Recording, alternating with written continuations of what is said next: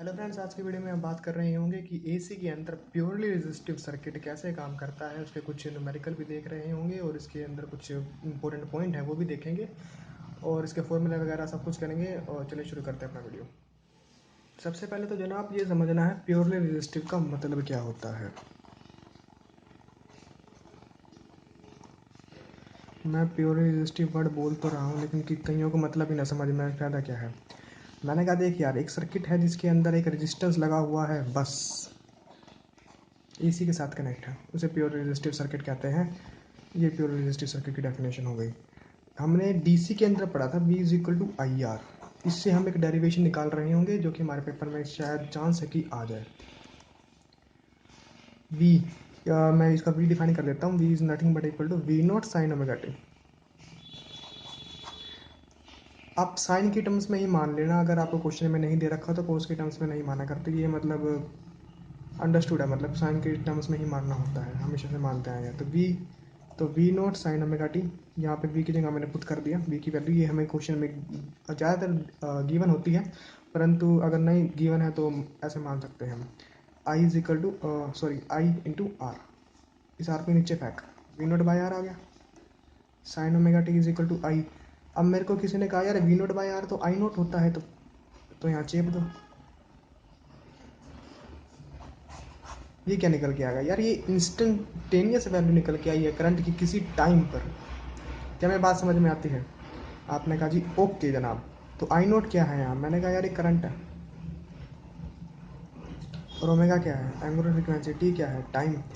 जिस इंस्टेंट पर आप करंट की वैल्यू हम चेक करना चाहते हो, आप उस टाइम पर आप चेक कर सकते हो। और इसके कुछ फॉर्मूले हैं। फॉर्मूले से पहले देखो यार, इसका phase omega T, omega T यानी फेज सेम है।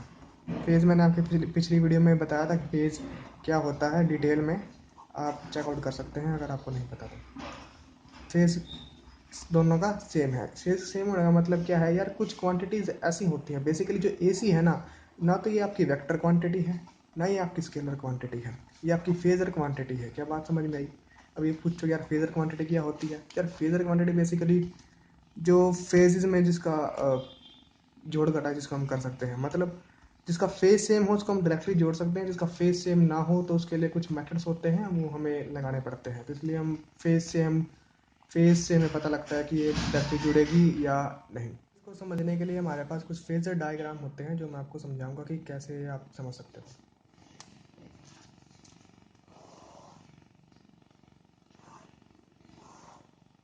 मैंने कहा यार हमने वी नोट और आई, मतलब वी की और आई की और वी की हमने वैल्यू फाइंड आउट की है, और एक तो हमें की बनी थी ओमेगा टी। ये हमारी रेफरेंस लाइन है, इसको जीरो बोलते हैं। इस जो वेक्टर मैं बनाने जा रहा हूँ वो बेसिकली आपको क्या दिखाता है, साइनोसॉइडल फंक्शन को दिखाता है एंटी क्लॉकवाइज डायरेक्शन के अंदर। उसका मैग्नीट्यूड कितना है, उसकी इंस्टेंटेनियस वैल्यू कितनी है, ये आपको मतलब आपको आगे पता चल रहा होगा। ये मैंने कहा ये आपका ना वी वाला फंक्शन है, ये वाला। आपने कहा जी ओके। ये जीरो से कितना ऊपर है? आपने कहा जी ओमेगा टी।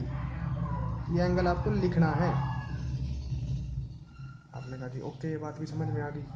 अब किसी ने मेरे को कहा कि यार इसी के अंदर मेरे को आई को भी रिप्रेजेंट करना है, तो आई को कैसे रिप्रेजेंट करोगे? तो आप आई का फेज देखोगे, ये आई का फेज रहा, तो आई का फेज भी कितना है?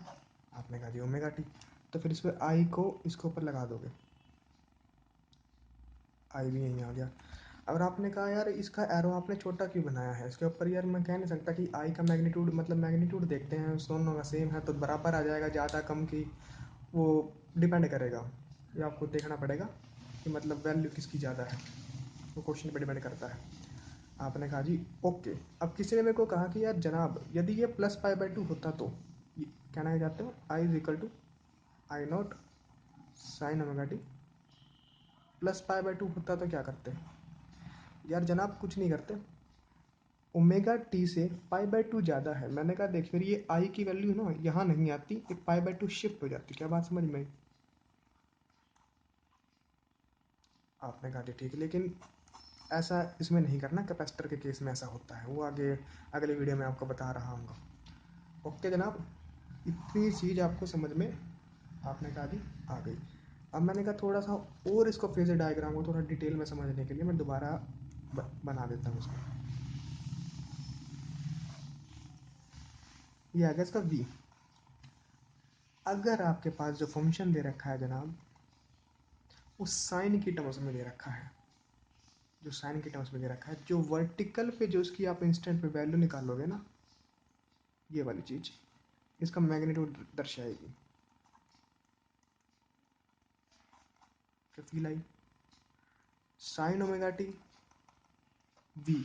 साइन वी मतलब जब साइन के टर्म्स में तो वर्टिकल पे हम इसकी प्रोजेक्शन लेंगे, और जब कोस के टर्म्स में ये चीज़ आ रही होगी तो हम इसकी हॉरिजॉन्टल पर प्रोजेक्शन ले रहे होंगे। तो ये बात हमें रटनी है, क्या पता पेपर में यूज़ हो जाए कहीं इसकी, मतलब आपको फेजर दे रखा हो और आपसे मतलब कोस के टर्म्स में दे रखा हो basically, cos omega t. Okay, तो उसने पूछ लिया कि जनाब t is equal to 2 second पर कितना होगा। T is equal to 2 second पर यहाँ भी दे दिया और यहाँ भी दे दिया, तो आपको यहाँ पे 4 दे दिया, यहाँ पे 2 दे दिया, तो यहाँ पे मैग्नीट्यूड पूछ रहा है जनाब वी का कितना हो रहा होगा, तो आप 2 को रिपोर्ट करके आओगे। क्या बात समझ में आती है? आपने कहा जी ओके, मैंने कहा ठीक है, इतना ही इसके अंदर समझना था, इसमें कुछ ज़्यादा रॉकेट साइंस वाली बात थी नहीं। हो जाए यार आगे। कुछ क्वेश्चंस भी कर सकते हैं या कुछ और डिटेल में समझना चाहते हो? मेरे ख्याल से मैंने इसका जितने बेसिक्स पॉइंट थे वो सारे बता चुका हूँ। अब पहले वी आर एम एस और आई आर एम एस को और देख लो। वी आर एम एस, इसके अंदर वी आर एम एस को हम क्या, आप कैसे लिख रहे होगे? Basically I R M S लिखो पहले, V R M S by R. ये फॉर्मूला इसके अंदर वैलिड है, डायरेक्टली लगा सकते हो। क्यों यार? आई आर एम एस की वैल्यू मैंने आपको पिछली वीडियो में निकलवाई थी, ये I note by root two होती है। क्या मैं कह दूँ ये V nought by root two होती है इंटू 1/r? ये तो था ही, तो रूट टू से रूट टू काटते क्या, ये तो ओम्स लॉ ही नहीं है। तो बेसिकली मैं ऐसा लिख सकता हूँ। आपने कहा जी ओके, तो ये भी वैलिड है, ये भी वैलिड है। आया तीसरी चीज, क्या ये वैलिड है? I is equal to V by R. मैंने कहा ये वैलिड नहीं है, गलती से भी नहीं। क्यों? क्योंकि बेसिकली आप इसको कंपेयर कर रहे हो, जो कि सरासर गलत है, ऐसा नहीं होता। ये बेसिक मिस्टेक्स थी जो आप कर सकते हो, सो पहले ही बता दें। ओके, अब थोड़े क्वेश्चंस कर रहे होंगे जिससे हमारा जो कॉन्सेप्ट है कंठस्थ हो जाए। यार क्वेश्चन सबसे पहला क्वेश्चन क्या कहता है? एक अल्टरनेटिंग वोल्टेज आपको दे रखी है 140 साइन 314 टी। पिछले वीडियो में मैंने इस इक्वेशन को ज़्यादा अच्छे से नहीं समझाया था, इसमें समझाऊंगा।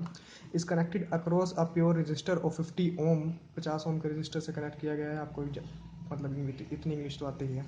Find the R M S current through the resistor. R M S current को हमें निकालना है। सबसे पहले हम अगर क्वेश्चन को रिपोर्ट करना है किसके अंदर, बोर्ड एग्जामिनेशन के अंदर, तो लिखना कैसे है पहले देख लो।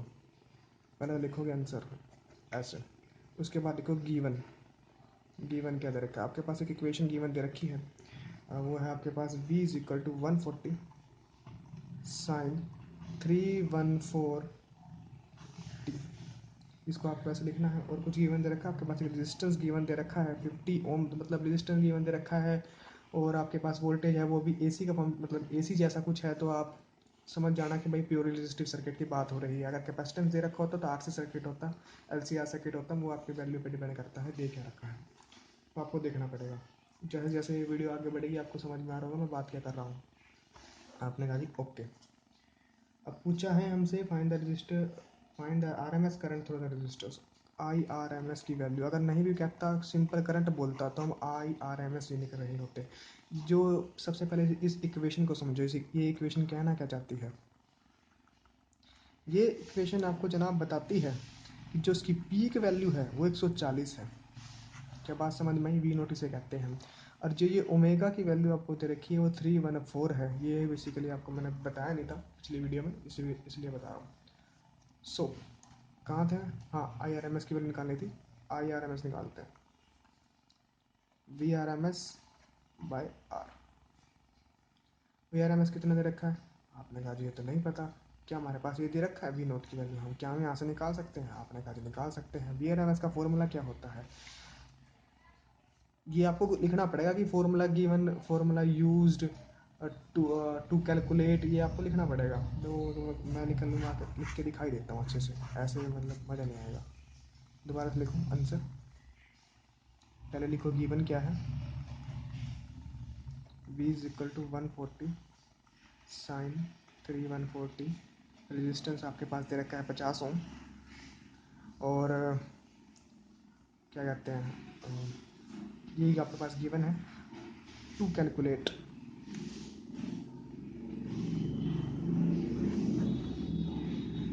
IRMS, ये आपको निकालना है। ये आपको बात समझ में आई। अब फॉर्मूला यूज्ड ऐसे लिखना है, वरना नंबर नहीं मिलेंगे। फॉर्मूला यूज्ड, सबसे पहले आप फॉर्मूला लगाओगे कौन सा, IRMS is equal to VRMS by R, पहला फॉर्मूला। दूसरा फॉर्मूला कौन सा लगाओगे आप, दूसरा लगाओगे VRMS is equal to V nought by. अब आ जाओ, अब आप यहाँ से आप सॉल्यूशन स्टार्ट कर रहे होगे। आपने कहा ओके, तो IRMS आपको निकालना है, VRMS आपको पता नहीं है। तो VRMS निकालने के लिए हमने फॉर्मूला तो लिख दिया, तो V नोट की वैल्यू हम डायरेक्टली लिखेंगे यहाँ पर, √2 कर देंगे। VRMS आपके पास आ गया, IRMS के फॉर्मूले के अंदर पुट कर दो, 140 √2 इंटू 1/R। रेजिस्टेंस आपके पास 50 ओम दे ही रखा है। ये बेसिकली एक ट्रिक होती है जब 5 नीचे हो, ये आपको पता ही होगा जहाँ तक मुझे पता है। इसको 14 ही रहने दो, क्योंकि √2 मेरे को हटाना है। क्या आ गया, 1.4। आप इसको बेसिकली आराम से कैलकुलेट कर सकते हैं। अगला क्वेश्चन चेक करते हैं। अगला क्वेश्चन क्या दे रखा है जनाब, the bulb is rated eight, इतनी इसकी पावर सप्लाई आपको दे रखी है, VRMS आपको दे रखा है, फाइंड करना है resistance of the bulb, bulb का रेजिस्टेंस कितना हो रहा होगा। ओके, पहला क्वेश्चन, इसका पहला पार्ट, पहले गिवन तो लिख देता हूँ, वो आप देख लिया ना, बार बार नहीं लिखूंगा मैं ऐसे, जैसे मैंने इसके अंदर करके दिखाया, मैं यहाँ पे ऐसा करके नहीं लिखाऊंगा। ये क्या हो गया, 1 मिनट, हाँ कहीं लिखूंगा। गिवन पावर सप्लाई आपको दे रखी है 100 वोल्ट की, और VRMS जो भी आपको अगर स्पेसिफाई नहीं कर रखा तो आप VRMS वैल्यू ही उसकी ले रहे होगे। रेजिस्टेंस आपको निकालना है, तो ओके निकाल सकते हो। आपने कहा जी निकाल सकते हैं, कैसे निकालोगे, resistance of the bulb, solution, इसका रेजिस्टेंस का VRMS दे रखा है, कैसे निकालो, हाँ IRMS VRMS by R। IRMS की वैल्यू यहाँ से निकाल लो, R को वहाँ फेंको, VRMS आ गया, IRMS आ गया, पावर को यूज़ करो, I²RMS इंटू रेजिस्टेंस, ये होती है पावर की वैल्यू। तो IRMS की वैल्यू मैं यहाँ से निकाल सकता हूँ, और देखो क्या कर सकते हैं, या मैं IRMS को ही एलिमिनेट कर दूँ। एक और फॉर्मूला होता है इसका, V²/R RMS, okay, VRMS V into I, मैंने कहा ये क्या बन गया, V², और ये बन गया पावर। V इंटू आई भी क्या होता है, पावर ही होता है, आपने कहा जी होता है। और फॉर्मूला लिख देता हूँ, पावर का होता है I²RMS into R is equal to V²RMS by R is equal to IRMS VRMS। ये आपको फॉर्मूला पता होना चाहिए बेसिकली। आपने कहा जी ठीक है। Resistance is equal to V² की वैल्यू कहाँ गया, ये रहा, 220 का स्क्वायर अपॉन में पावर।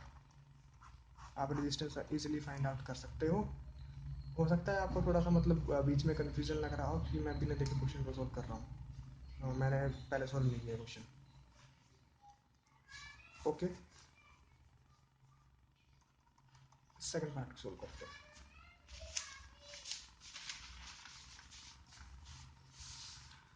ये रहा second part. The peak voltage of the source. यार ये तो मतलब बच्चों वाला सवाल हो गया ना, पीक वोल्टेज निकालनी है, पीक तो निकाल लोगे ना, V R M S V nought by root two is equal to, माफ है किसको, वी आर एम एस की value 220 root two V nought 311 volt, इतना रटा होना चाहिए यार, 311 वोल्ट मतलब पीक वैल्यू आती है घरों के अंदर।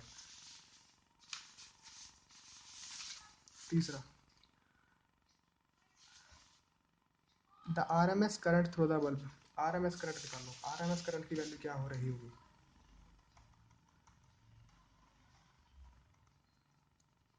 आई note by root two, I naught हमने निकालना है, आपने कहा जी नहीं निकालना है, so I R M S कहाँ से निकालोगे, रेजिस्टेंस आपको पता है, हाँ जी रेजिस्टेंस मैंने निकालना है, ये रहा, वी आर एम एस आपको पता है, आपने कहा जी पता है, तो ओके, दिक्कत ही क्या है फिर, 220 का स्केयर इंटू 100, मैंने यहाँ से पुट कर दिया, कैसे पुट करा, मैंने कहा देख यार V R M S by R, एक से एक कट गया, एक से एक कट गया, 10/22 आ गया, I R M S ampere, ये आपको देखना है। आप पहले देख देख के क्वेश्चन सोल्व कर लेना, ताकि फिर आपकी मतलब एक रिदम सा बन जाए, जब दूसरी तीसरी बार क्वेश्चन को आप रिवाइज कर रहे हो तो वो आपको मतलब कॉन्सेप्ट समझ में आ जाएगा, ऐसे मतलब डायरेक्टली ऐसे मुझे देखो तो शायद समझ में ना आए, इसलिए कह रहा हूँ। थर्ड क्वेश्चन देखते हैं।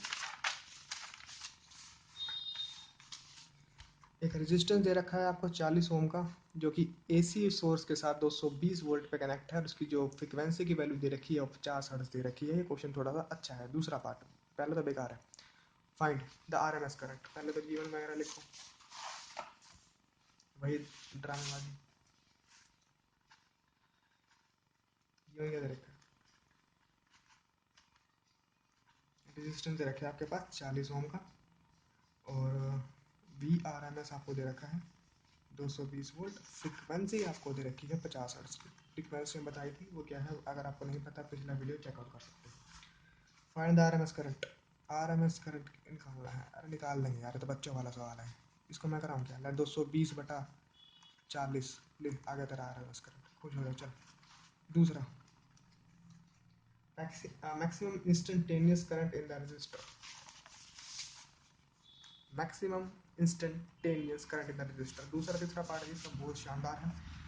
देखो यार करंट मैंने कहा था अगर इक्वेशन ना दे रखी हो तो मान लेंगे, कोई टेंशन वाली बात, आपने कहा जी नहीं है, मैं इसकी मैक्सिमाइज करना है, मैक्सिमाइज करने के लिए तो भाई वैल्यू इसको क्या मैक्सिमाइज करोगे, इसको कर सकते हैं, इसकी मैक्सिमम वैल्यू कितनी होती है, आपने कहा जी वन, मिनिमम वैल्यू कितनी होती है -1, ओके, मैक्सिमाइज करना है तो डाल दो,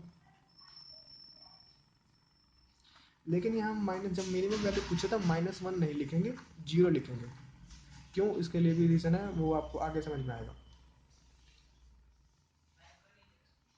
आई नोट, या आपकी मैक्सिमम वैल्यू